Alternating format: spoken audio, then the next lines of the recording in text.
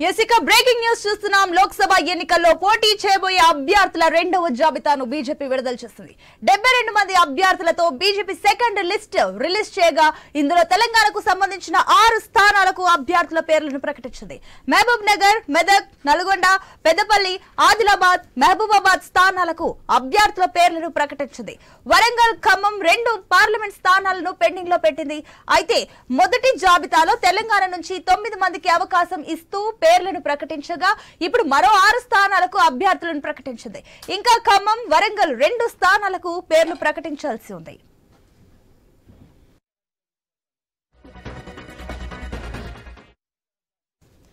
ఇదే అంశానికి సంబంధించి మరిన్ని డీటెయిల్స్ మా ఢిల్లీ కరెస్పాండెంట్ రామకృష్ణ అందిస్తారు. రామకృష్ణ, చూసుకున్నట్లయితే అటు 72 మంది అభ్యర్థులతో బీజేపీ రెండో జాబితా విడుదల చేసినట్లు తెలుస్తుంది. ఇందులో తెలంగాణకు ప్రత్యేకించి ఏదైతే 6గురికి ఛాన్స్ వచ్చినట్లు తెలుస్తుంది. దీనికి సంబంధించిన డీటెయిల్స్ ఏంటి? ఇక సార్వత్రిక ఎన్నికల్లో 370కి పైగా సీట్లను గెలవాలని లక్ష్యంగా పెట్టుకున్న బీజేపీ 72 మంది అభ్యర్థులతో రెండో జాబితాను విడుదల చేసింది. ఈ జాబితాలో కేంద్ర మంత్రులు అనురాగ్ ఠాకూర్, నితిన్ గడ్కరీ, పీయూష్ గోయల్, ప్రహ్లాద్ జోషితో పాటు హర్యానా మాజీ సీఎం మనోహర్ లాల్ ఖట్టర్ పేర్లు ఉన్నాయి. ఊహించినట్టుగానే మనోహర్ లాల్ ఖట్టర్ కర్నాల్ స్థానం నుంచి ఎంపీగా పోటీ చేస్తున్నారు. ఆయన నిన్నే తన ముఖ్యమంత్రి పదవికి రాజీనామా చేయడం జరిగింది. ఇంకా తొలి జాబితాలో 195 మందితో ప్రకటించిన బీజేపీ తాజాగా 72 మందితో రెండో జాబితాను విడుదల చేసింది. ఇందులో ఈ జాబితాలో తెలంగాణ నుంచి 6, అలాగే దాదర్ నగర్ హైవే నుంచి 1, ఢిల్లీ నుంచి 2, గుజరాత్ నుంచి 7, హర్యానా నుంచి 6, హిమాచల్ ప్రదేశ్ నుంచి 2, కర్ణాటక నుంచి 20, మధ్యప్రదేశ్ నుంచి 5, మహారాష్ట్ర నుంచి 20, త్రిపుర నుంచి 1, ఉత్తరాఖండ్ నుంచి 2 తరఫున అభ్యర్థుల స్థానాన్ని ఖరారు చేసింది. తెలంగాణ విషయానికి వస్తే దాదాపుగా పారాషూట్లకే ఎక్కువ అవకాశం వచ్చింది. ముఖ్యంగా ఇటీవల 2 రోజుల క్రితం జాయిన్ అయినటువంటి ఆదిలాబాద్ బీఆర్ఎస్ నుంచి జాయిన్ అయినటువంటి గడ్డం నగేష్ కు ఆదిలాబాద్, అలాగే గోమాత శ్రీనివాస్ కాంగ్రెస్ నుంచి జాయిన్ అయ్యారు. వీటికి పెద్దపల్లి స్థానాన్ని ఇచ్చారు. ఇక మెదక్ నుంచి రఘునందన్ రావు, నల్గొండ నుంచి శానంపూడి సైదిరెడ్డి, మహబూబ్ నగర్ నుంచి డికే అరుణ, మహబూబాబాద్ నుంచి సీతారాం నాయక్ పేర్లను ఎంపీ అభ్యర్థులుగా ప్రకటించారు. దాదాపుగా వీళ్ళందరిలో కూడా చూసినట్టుగైతే 3 నిన్న 2 రోజుల క్రితమే బీజేపీలో జాయిన్ అయ్యారు. ఆ 3 కూడా సీట్లు కేటాయించింది బీజేపీ. దాదాపుగా ఇప్పుడు 6 స్థానాలు, ఇంతకు ముందు దాదాపు 9 స్థానాలని ప్రకటించి టోటల్ గా 15 స్థానాలని బీజేపీ ప్రకటించింది. ఇంకా 2 స్థానాలను ప్రకటించాల్సి ఉంది. ఇప్పుడు రామకృష్ణ, ఈ 2 స్థానాలకు సంబంధించి ఎప్పుడు మనకు ఎప్పుడు రిలీజ్ చేస్తారు డీటెయిల్స్? థర్డ్ వీక్ లో ఈ 2 స్థానాలకు సంబంధించి బీజేపీ అభ్యర్థులను రిలీజ్ చేసే అవకాశం ఉంది. అయితే మిగతా పార్టీలన్నిటికంటే కూడా బీజేపీ చాలా ఫాస్ట్ గా అభ్యర్థుల జాబితాను రిలీజ్ చేస్తుంది.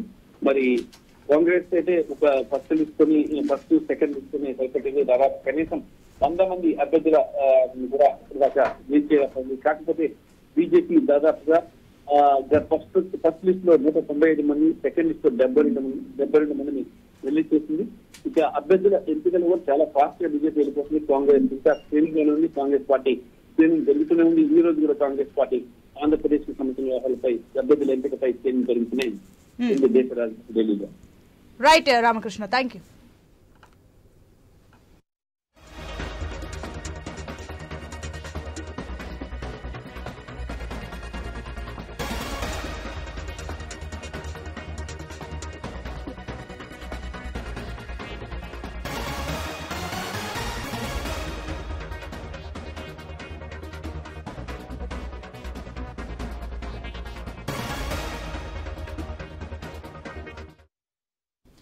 ఇక బ్రేకింగ్ న్యూస్ చూస్తున్నాం. లోక్సభ ఎన్నికల్లో పోటీ చేయబోయే అభ్యర్థుల రెండవ జాబితాను బీజేపీ విడుదల చేసింది.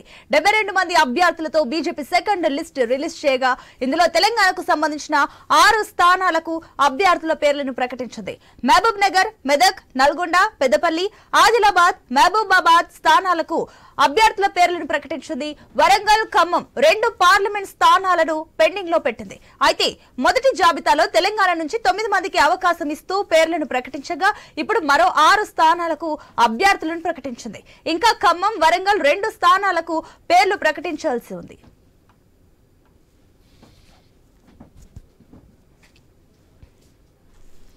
రైట్, ఇదే అంశానికి సంబంధించి మరిన్ని డీటెయిల్స్ మా స్పెషల్ కరెస్పాండెంట్ సునీల్ అందిస్తారు. సునీల్, ఇక్కడ ప్రధానంగా చూసుకున్నట్లయితే ఈసారి 72 మంది పేర్లతో కూడా ఏదైతే బీజేపీ సెకండ్ లిస్ట్ రిలీజ్ చేసినట్టు తెలుస్తుంది. ఇందులో 6గురికి ఛాన్సెస్ వచ్చాయి. ఏంటి దీనికి సంబంధించిన డీటెయిల్స్? 2 పెండింగ్ లో పెట్టారు కూడా, దీనికి ఏంటి? దేశవ్యాప్తంగా బీజేపీ రెండో విడత అభ్యర్థులను ప్రకటించింది. ఈసారి 70కి పైగా స్థానాల్లో అభ్యర్థులను ప్రకటించారు. ఇక తెలంగాణకు సంబంధించి చూస్తే 8 స్థానాల్లో అభ్యర్థులను ప్రకటించాల్సింది. ఈ రోజు 6 స్థానాల్లో మాత్రమే అభ్యర్థులను ప్రకటించారు. 2 స్థానాలు ఖమ్మంలో పెండింగ్ పెట్టారు. ఇక ప్రకటించిన స్థానాలలో మహబూబ్ నగర్ డికే అన్నకు అక్కడ టికెట్ ఇచ్చారు. అక్కడి నుంచి జితేందర్ రెడ్డి కూడా పోటీలో అంటే బరిలో ఉంటారని చెప్పేసి ప్రకటించారు. కానీ బీజేపీ అధిష్టానం ఇద్దరితో మాట్లాడి ఆయన్ని ఒప్పించిన తర్వాత డికే అన్నకు టికెట్ కన్ఫర్మ్ చేశారు. మెదక్ రఘునందన్ ఆయన మాజీ ఎమ్మెల్యేగా ఉన్నారు. దుబ్బాక గత ఎన్నికల్లో కూడా ఆయన ఎంపీగా పోటీ చేశారు. ఈసారి కూడా ఆయనకే టికెట్ ఇచ్చింది.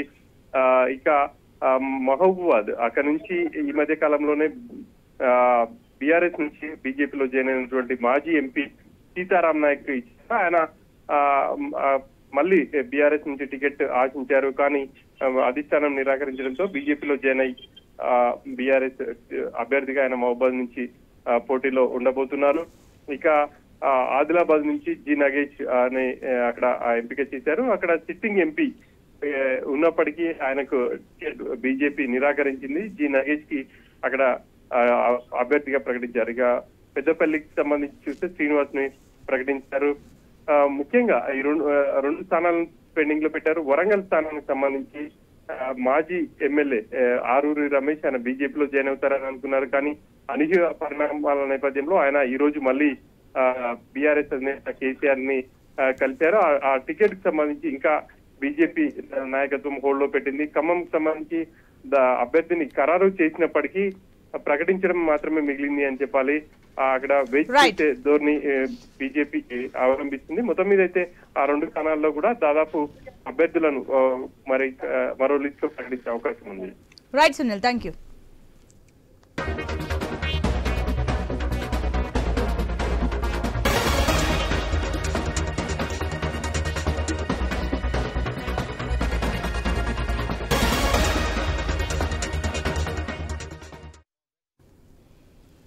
ఇసుక లోక్సభ ఎన్నికల్లో పోటీ చేయబోయే అభ్యర్థుల 2వ జాబితాను బీజేపీ విడుదల చేసింది. 72 మంది అభ్యర్థులతో బీజేపీ సెకండ్ లిస్ట్ రిలీజ్ చేయగా ఇందులో తెలంగాణకు సంబంధించిన 6 స్థానాలకు అభ్యర్థుల పేర్లను ప్రకటించింది. మహబూబ్ నగర్, మెదక్, నల్గొండ, పెద్దపల్లి, ఆదిలాబాద్, మహబూబాబాద్ స్థానాలకు అభ్యర్థుల పేర్లను ప్రకటించింది. వరంగల్, ఖమ్మం 2 పార్లమెంట్ స్థానాలను పెండింగ్ లో పెట్టింది. అయితే మొదటి జాబితాలో తెలంగాణ నుంచి 9 మందికి అవకాశం ఇస్తూ పేర్లను ప్రకటించగా ఇప్పుడు మరో 6 స్థానాలకు అభ్యర్థులను ప్రకటించింది. ఇంకా ఖమ్మం, వరంగల్ 2 స్థానాలకు పేర్లు ప్రకటించాల్సి ఉంది. ఇక దీనికి సంబంధించి మరిన్ని డీటెయిల్స్ మా వరంగల్ ప్రతినిధి ప్రశాంత్ అందిస్తారు. ప్రశాంత్, చూసుకున్నట్లయితే ఇక్కడ 72 మంది పేర్లతో కూడా బీజేపీ సెకండ్ లిస్ట్ రిలీజ్ చేసింది. అందులో 6 తెలంగాణకు సంబంధించిన వాళ్ళకి అవకాశం ఇస్తే అటు ఖమ్మం అదేవిధంగా వరంగల్లో పెండింగ్ లో పెట్టింది. వరంగల్లో ఏంటి పరిస్థితి? వరంగల్లో అభ్యర్థుల విషయంలో ఏమైనా అయితే లేట్ అయ్యే ఛాన్సెస్ ఉన్నాయా? బీజేపీ ఎందుకు లేట్ చేస్తుంది? మరోపక్క అటు బీఆర్ఎస్ నుంచి కూడా అటు కేసీఆర్ ఆల్రెడీ వరంగల్ కి సంబంధించి ఎంపీ క్యాండిడేట్ కి సంబంధించి ఆల్రెడీ అనౌన్స్ చేసేసారు. బీజేపీ ఇక్కడ లేట్ గా ఉన్నట్టు తెలుస్తుంది. ఏంటి దీనికి సంబంధించిన డీటెయిల్స్? ఎస్ సునీత, మొత్తానికైతే పార్లమెంట్ ఎన్నికల వేడి తెలంగాణలోనైతే రాజుకుందని తెలియవచ్చు. ఇప్పటికే జాతీయ పార్టీలైన అటు బీజేపీ, కాంగ్రెస్ విడతల వారీగా జాబితాలు విడుదల చేస్తున్నారు. అందులో ముఖ్యంగా కేంద్రంలో అధికారంలో ఉన్న బీజేపీ మొదటి విడత 195 మందిని ప్రకటించగా అందులో 9 మంది తెలంగాణ అభ్యర్థులను ప్రకటించారు. ఈ రోజు 2వ జాబితా కొద్దిసేపటి క్రితమే మనం స్క్రీన్ మీద చూస్తున్నాము. ఎక్స్క్లూజివ్ గా 72 మంది బీజేపీ అభ్యర్థులను ప్రకటించింది. అందులో 6 తెలంగాణ అభ్యర్థులు ఉన్నారు. అందులో ఆదిలాబాద్ మాజీ ఎంపీగా ఉన్న గూడెం నగేష్ ను అక్కడ సిట్టింగ్ సోయం బాపురావును పక్కకు పెట్టి ఇటీవలే బీఆర్ఎస్ నుంచి బీజేపీలోకి వచ్చిన నగేష్ ను ప్రకటించారు. అదేవిధంగా మెదక్ రఘునందన్ రావు, గతంలో మెదక్ ఎంపీగా పోటీ చేసిన రఘునందన్ రావు దుబ్బాక మాజీ ఎమ్మెల్యేగా కూడా ఉన్నారు. వారిని అవకాశం ఇచ్చారు. మహబూబ్ నగర్ నుంచి కూడా గతంలో పోటీ చేసిన డీకేఆర్ నే ప్రకటించారు. మహబూబాబాద్ మా ఉమ్మడి వరంగల్ జిల్లాకు సంబంధించి మానుకోట మహబూబాబాద్ సంబంధించినటువంటి బీఆర్ఎస్ మాజీ ఎంపీ 3 రోజుల క్రితమే జాయిన్ అయిన సీతారాం నాయక్ ను ఈ రోజు అభ్యర్థిగా ప్రకటించడం అయితే విశేషంగా చూడొచ్చు. అదేవిధంగా నల్గొండ సైదిరెడ్డి, పెద్దపల్లి గోమాస శ్రీనివాస్ వీళ్ళంతా కూడా మొన్న బీజేపీ కేంద్ర కార్యాలయంలో ఢిల్లీలో జాయిన్ అయిన వాళ్ళ పేర్లే ప్రముఖంగా వచ్చాయి. ఒక డీకేఆర్ మినహా మిగతా వాళ్ళంతా కూడా డీకేఆర్ రఘునందన్ రావు మినహా మిగతా 4 కొత్త అభ్యర్థులను ఇటీవల పార్టీలో చేరిన వాళ్ళకే వచ్చాయి. అయితే ముఖ్యంగా వరంగల్ ఎంపీ స్థానంపై కొంత ఉత్కంఠ నెలకొన్నది. అది ఈ రోజు మొత్తం కూడా ఒక హైడ్రామా కొనసాగింది. తెలంగాణ రాజకీయాలలోనే ఒక కొత్త కోణంగా చూడొచ్చు.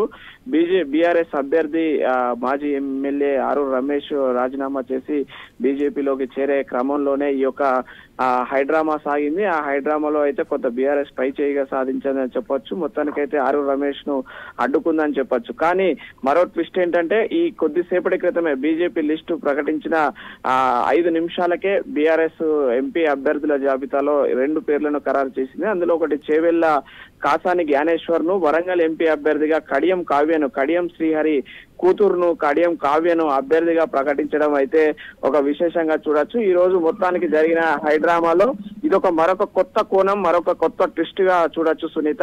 ఇప్పటికే అటు మహబూబాబాద్ బీజేపీ అభ్యర్థి సీతారాం నాయక్, కాంగ్రెస్ అభ్యర్థిగా మాజీ కేంద్ర మంత్రి బలరాం నాయక్ ను ప్రకటించారు. అదేవిధంగా బీఆర్ఎస్ అభ్యర్థిగా కూడా సిట్టింగ్ ఎంపీ మాలోతు కవితను మహబూబాబాద్ లో 3 పార్టీలు 3 అభ్యర్థులను ప్రధాన పార్టీలు అభ్యర్థులను అయితే ఖరారు చేయడం. వరంగల్ లో మాత్రం కొంత ఇంకా బీజేపీ అభ్యర్థి పైన మరియు కాంగ్రెస్ అభ్యర్థి పైన క్లారిటీ అయితే రావడం కోసం అయితే ఉత్కంఠగా ఎదురు చూస్తున్నారు. ఆశావాహులు అయితే ఎదురు చూస్తున్న పరిస్థితి. Right Prashant, thank you for the update.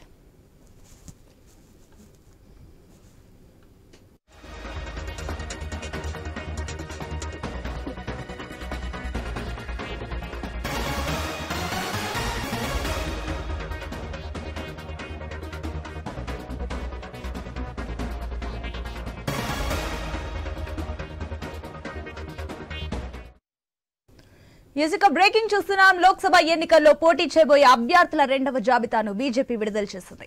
72 మంది అభ్యర్థులతో బీజేపీ సెకండ్ లిస్ట్ రిలీజ్ చేయగా ఇందులో తెలంగాణకు సంబంధించిన 6 స్థానాలకు అభ్యర్థుల పేర్లను ప్రకటించింది. మహబూబ్ నగర్, మెదక్, నల్గొండ, పెద్దపల్లి, ఆదిలాబాద్, మహబూబాబాద్ స్థానాలకు అభ్యర్థుల పేర్లను ప్రకటించింది. వరంగల్, ఖమ్మం 2 పార్లమెంట్ స్థానాలను పెండింగ్ లో పెట్టింది. అయితే మొదటి జాబితాలో తెలంగాణ నుంచి 9 మందికి అవకాశం ఇస్తూ పేర్లను ప్రకటించగా ఇప్పుడు మరో 6 స్థానాలకు అభ్యర్థులను ప్రకటించింది. ఇంకా ఖమ్మం, వరంగల్ 2 స్థానాలకు పేర్లు ప్రకటించాల్సి ఉంది.